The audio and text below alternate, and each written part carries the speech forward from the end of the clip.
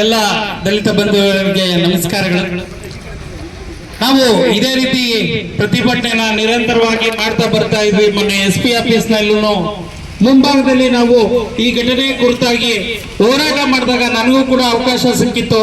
ನಾನು ಒಂದು ಚಾಲೆಂಜಿಂಗ್ ಆಗಿ ಪೊಲೀಸ್ ಇಲಾಖೆಗೆ ಒಂದು ಚಾಲೆಂಜ್ ಅನ್ನ ಮಾಡಿದ್ದೆ. ಸ್ವಾಮಿ, ಒಬ್ಬ ಯಾರು ಕೈಮಾ ಅಂತ ಯಕಶಿ ತೃಣ ಮಾತ್ರದನು ನಿಮ್ಮ ಡಿಪಾರ್ಟ್ಮೆಂಟ್ಗೆ ಚಾಲೆಂಜ್ ಮಾಡಿದಾನೆ, ನಿಮ್ಮ ಪೌರುಷತ್ವಕ್ಕೆ ಚಾಲೆಂಜ್ ಮಾಡಿದಾನೆ. ನಿಮ್ಗೆ ನಿಜವಾದ ಪೌರುಷತ್ವ ಇತ್ತು ಅಂತ ಹೇಳಿದ್ರೆ ಅವನಿಗೆ ಗುಂಡಾರಿಸಿ ಅಂತ.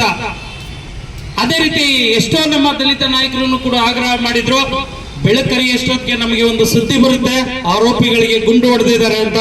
ಖಂಡಿತವಾಗ್ಲು ಆ ಒಂದು ಘಟನೆ ನಾವು ಬಯಸದಂತೆ ನಡೆದಿರೋದಕ್ಕೆ ನಾವು ಪೊಲೀಸ್ ಡಿಪಾರ್ಟ್ಮೆಂಟ್ಗೆ ಹ್ಯಾಟ್ಸ್ ಆಫ್ ಅನ್ನ ನಾವು ಹೇಳೋದಕ್ಕೆ ಇಷ್ಟಪಡ್ತೀನಿ. ಹಾಗೆ ನಮ್ಮ ದಲಿತ ನಾಯಕರು ಮಾತಾಡ್ತಾ ನಮ್ಮ ಇದುವರೆಗೂ ದೌರ್ಜನ್ಯಗಳು ನಡೆದಂತ ಇತಿಹಾಸವನ್ನ ಮೆಲುಕು ಆಗ್ತಾ ನಿಮ್ಮ ಮುಂದೆ ಇಡ್ತಾ ಇದೀವಿ. ಸ್ವಾಮಿ, ಇವೆಲ್ಲ ನೀವು ಕೇಳ್ತಾ ಕೂತ್ಕೊಳ್ಳೋದಲ್ಲ.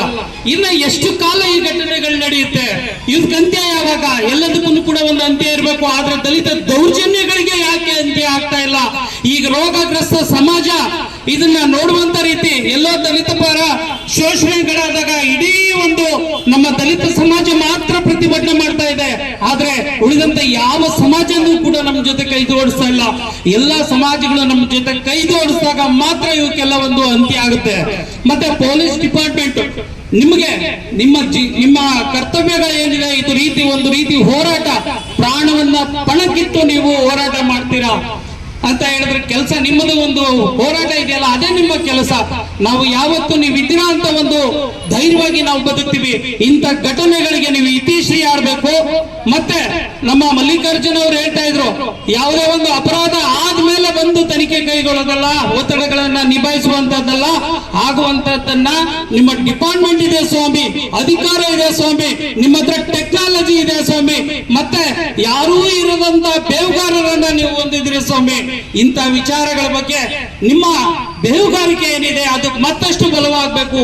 ಇಂಥ ವಿಚಾರಗಳಲ್ಲಿ ದಲಿತ ಯಾರು ಆರೋಪಿಗಳ ಪರವಾಗಿ ನೀವು ನಿಲ್ಲಬಾರದು. ಅವರಿಗೆ ಒಂದು ಬೇಹುಗಾರಿಕೆ ಮೂಲಕ ವಿಚಾರಗಳನ್ನ ತೆಗೆದುಕೊಂಡು ಇಂಥ ವಿಚಾರಗಳ ಮುಂದಕ್ಕೆ ಬರದೇ ಇದ್ದಂಗೆ ಇದೇ ಕೊನೆ ಘಟನೆ ಆಗ್ಬೇಕು ಅಂತ ಹೇಳೋದಕ್ಕೆ ನಾನು ಇಷ್ಟಪಡ್ತೀನಿ. ನನಗೆ ಅವಕಾಶ ಕೊಟ್ಟಿದ್ದಕ್ಕೆ ಧನ್ಯವಾದಗಳು.